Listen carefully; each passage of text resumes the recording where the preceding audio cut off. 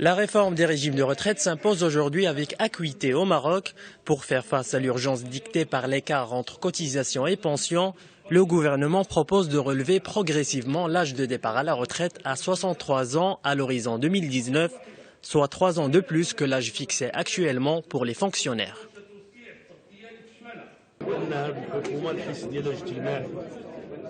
Le gouvernement a un souci social. Il veut libéraliser l'économie pour qu'elle soit compétitive sans porter préjudice aux plus vulnérables.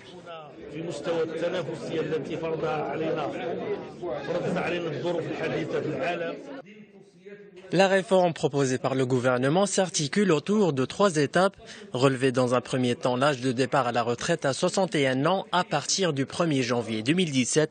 Une année de plus le 1er janvier 2018 pour enfin aboutir à l'âge de 63 ans en 2019. L'opposition s'accorde avec l'exécutif sur la nécessité de réformer les régimes de retraite, mais elle a des réserves sur la méthodologie du gouvernement.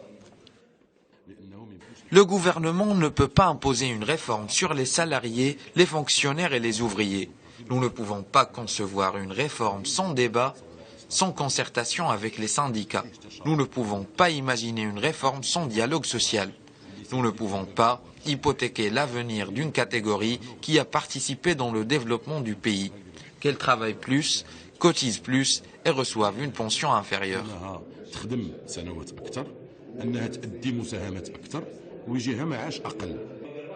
Les pensions civiles connaissent un déficit résultant de l'écart entre les cotisations et les pensions. Ce déficit a triplé en une seule année, passant de 1 milliard de dirhams en 2014 à 3 milliards en 2015.